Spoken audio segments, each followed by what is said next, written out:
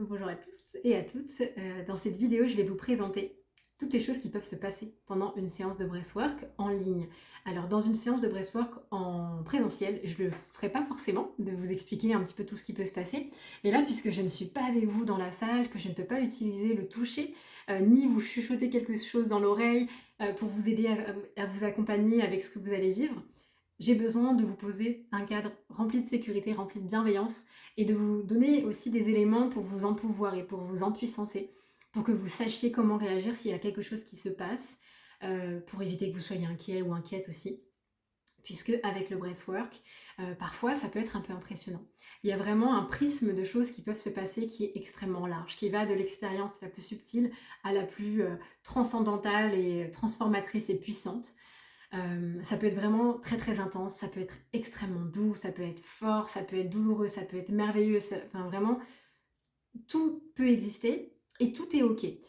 Tout est normal. En fait, c'est ça qui est un petit peu étrange avec le breathwork, c'est que tout peut arriver et dans tous les cas, c'est normal. Ça sera à vous de fixer votre limite. Par contre, ça c'est important, c'est pas parce que c'est normal qu'il se passe toutes ces choses-là dans une séance de breathwork que c'est ok pour vous, d'accord? Donc, ce qui est important de poser déjà en premier lieu, c'est que la pratique du breathwork, ce qui va se présenter, ça se présente à vous parce que vous êtes en train de modifier votre manière de respirer.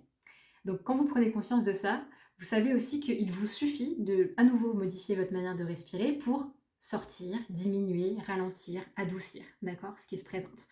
Dans le pire des cas, on parle de ça comme ça, après c'est balayé, on n'en parle plus. Dans le pire des cas, il y a quelque chose qui se présente, c'est insurmontable pour vous, c'est horrible, vous voulez en sortir, vous arrêtez, d'accord? Moi, ce que je vous conseille, c'est de ne pas arrêter d'un coup net, c'est de continuer à respirer lentement, de ralentir et de revenir de manière très progressive à votre respiration naturelle. Parfois, le simple fait de faire ça fait que la chose qui était là, que vous ne vouliez pas rencontrer, que vous ne vouliez pas accueillir, ou voilà, qui était trop pour vous, parfois le simple fait de ralentir, de se dire j'arrête, aussi parfois le mental ça aide aussi de se dire là j'arrête, en fait ça peut permettre de passer à autre chose et d'aller ailleurs. Euh, il y a vraiment aussi cette notion qui est très très très importante dans le breathwork, c'est que ça fait parfois des vagues. C'est-à-dire que parfois, il y a quelque chose qui va être très inconfortable et ça part. Ça laisse la place à autre chose. Et parfois ça revient, mais ça repart, et ça revient, et ça repart. Et parfois juste le fait de s'autoriser à y aller à fond, là c'est très inconfortable, mais alors je vais respirer dans cet inconfort, ça me fait mal, j'ai mal au bras, et ben je vais respirer dans ma douleur, j'amène mon souffle à l'intérieur de mon bras, dans cet endroit qui est contracté, et j'y vais, et en fait, quand ça s'arrête, c'est une sensation de libération hyper profonde, hyper agréable, d'accord? Donc ça, c'est vraiment parmi les pires choses qui peuvent se passer, hein, d'accord? Ça peut être des sensations physiques très très très très désagréables, des émotions qui sont très très très très fortes, des pensées, des visions, voilà, qui peuvent faire peur ou nous renvoyer quelque part où on n'a pas envie d'aller. Dans le pire des cas, on peut toujours arrêter, on peut toujours ralentir, on peut toujours s'apporter du soutien en, je sais pas, en serrant un coussin, en respirant, en amenant beaucoup beaucoup de sécurité à l'intérieur de notre souffle, à l'intérieur de notre respiration, en se focalisant sur ma voix, sur la musique. Voilà, tout ça, ce sont des choses que vous pouvez faire. Maintenant, comme je vous disais, simplement, vous pouvez moduler votre respiration. Respirer beaucoup plus lentement, respirer beaucoup plus doucement. Voilà, ramener de la douceur dans votre souffle. Ça va énormément aider. Et voilà, vous concentrez sur le fait que ça va passer, d'accord? Une des choses impressionnantes qui peuvent se passer pendant une séance, ça va être la tétanie. Le fait qu'on modifie notre manière de respirer, qu'on modifie l'équilibre gazeux à l'intérieur de notre corps, ça peut créer des contractions musculaires.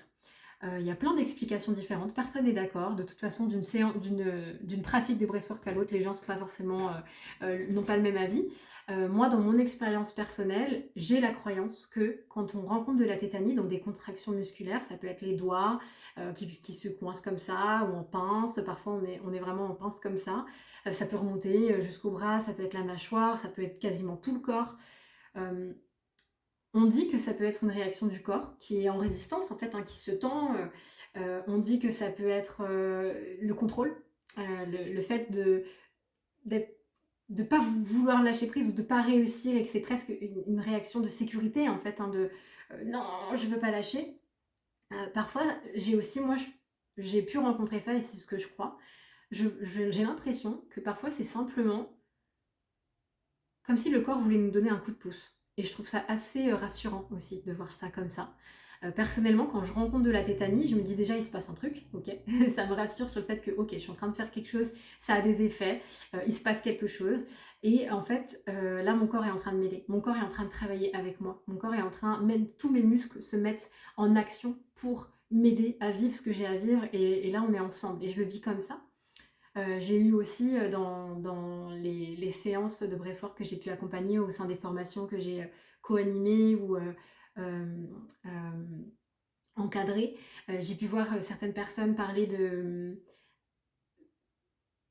la tétanie comme d'une manifestation énergétique de l'énergie dans leur corps. Et comme s'ils pouvaient jouer avec cette sensation, la faire bouger à l'intérieur d'eux. Donc vous voyez, il y a vraiment énormément de choses qu'on peut faire. Et puis comment on va accueillir avec le mental ce qui se passe va énormément jouer. Forcément, si on est en résistance et qu'on se dit « Oh là là, mais c'est horrible, c'est horrible, c'est horrible, je veux que ça s'arrête », ça va être plus long, ça va être moins confortable que si on se dit « Ok, là c'est mon corps qui est en train de se mettre en action avec moi, j'accueille ce qui est là, j'accueille, je respire avec ça, je trouve des espaces où je reprends des forces, un petit peu comme, je sais pas si vous avez déjà accouché dans votre vie, moi j'ai eu la chance de vivre ça 2 fois, et ben voilà, entre 2 contractions, on reprend des forces, on se relâche, et ensuite ça recommence et ça fait une vague, et, ok je suis là, je suis dedans, j'accueille à l'intérieur de moi tout ça. Le breathwork m'a effectivement beaucoup aidé à accoucher, mais voilà.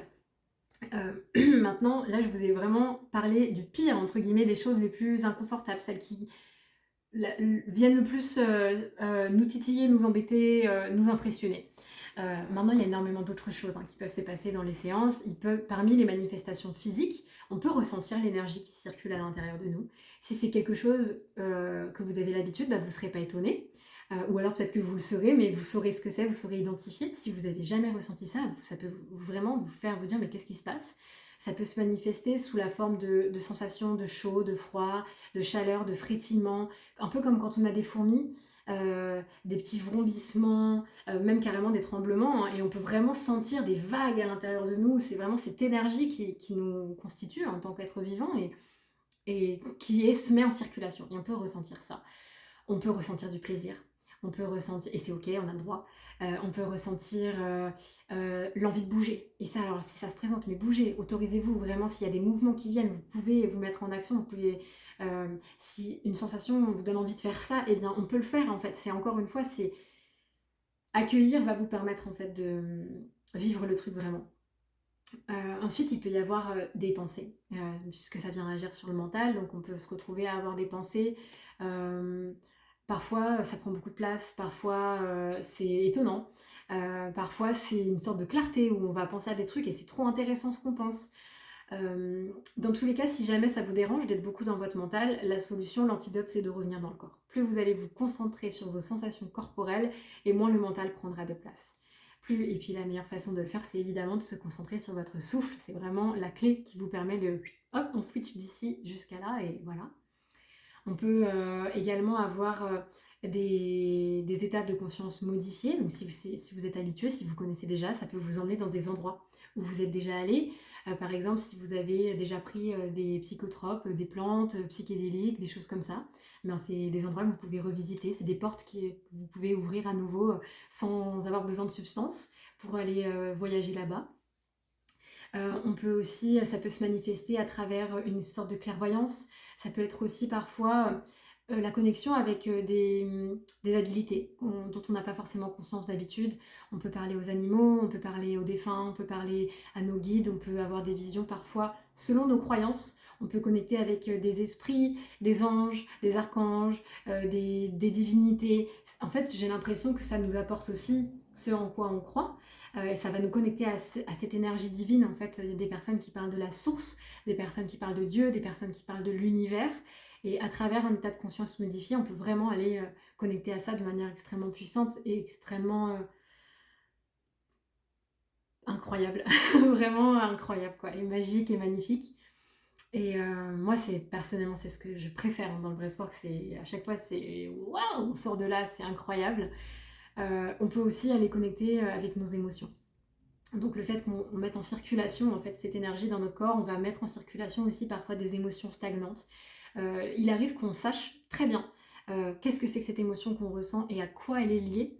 Par exemple, je sais pas, je ressens de la tristesse parce que voilà, il s'est passé ça la semaine dernière, je me sens en colère contre mon chéri parce qu'il a fait ceci il y a 2 mois, je ressens du ressentiment. Voilà, parfois on sait, parfois on ne sait pas. Parfois on est envahi par une émotion, on n'a aucune idée de d'où ça vient, mais c'est pas grave, c'est pas le sujet. L'important, dans tous les cas, ça sera d'accueillir, ça sera de laisser de la place à cette émotion qui est en train de se présenter, qui a besoin d'être vécue.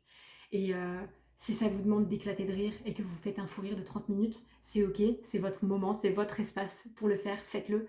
Euh, si vous avez besoin de pleurer, si vous avez besoin d'hurler, si vous avez besoin de taper dans un coussin, si vous avez besoin de crier, de chanter, de faire des sons, de faire du bruit, de vous faire entendre, eh bien faites-le, faites-le. C'est un endroit où vous avez le droit de tout faire. Euh, c'est un endroit où les parts de vous qui n'ont pas pu s'exprimer dans le passé sont bienvenues et elles peuvent exister et elles ont le droit d'être là et elles sont accueillies pleinement. Et ça, c'est extrêmement guérisseur et libérateur. Ça vient réparer plein de choses à l'intérieur de nous. Parmi les choses qui peuvent se passer, donc voilà, on a exploré la sphère physique, mentale, émotionnelle, énergétique, spirituelle. Donc voilà, je pense qu'on a un petit peu tout vu. Le mot d'ordre, dans tous les cas, c'est rassurez-vous. Dites-vous que vous êtes en sécurité, que vous êtes bien. Écoutez-vous, si jamais ça atteint votre limite, c'est vous qui la placez là, à l'endroit où c'est juste pour vous. Rappelez-vous que vous avez la possibilité de moduler votre expérience, d'aller plus fort, d'aller plus doucement, d'aller plus lentement, d'arrêter si jamais vous avez besoin. Et dans tous les cas, accueillez. Accueillez ce qui est là. Autorisez-vous à la vivre pleinement. Autorisez-vous à la vivre avec tout votre corps, avec toutes les parts de vous, avec tous les gestes, toutes les manifestations, toutes les exubérances que vous aurez besoin de vivre. Et plus vous accueillerez, plus vous libérerez et plus vous ressentirez les bienfaits du breathwork et cette séance sera libératrice pour vous. Voilà. Encore une fois, j'ai hâte de vous accueillir en séance et puis je vous dis à très bientôt.